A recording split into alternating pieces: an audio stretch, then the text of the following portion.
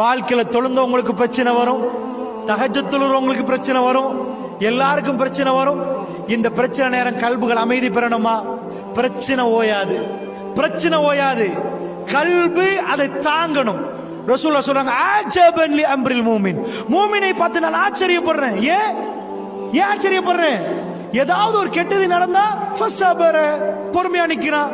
நலவு நடந்தா ஃபஷக்கர, உடனே அல்லாஹ்வுக்கு ஷுக்ர் செய்றான்.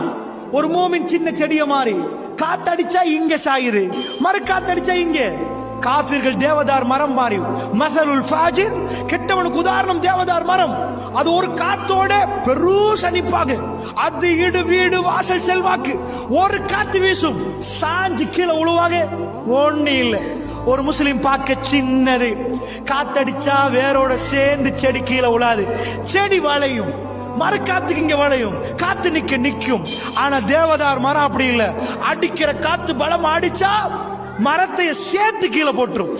ஒரு முஸ்லிம் சின்னதா தான் நிப்பான்னுட்டாங்க ரசூலுல்லாஹ்.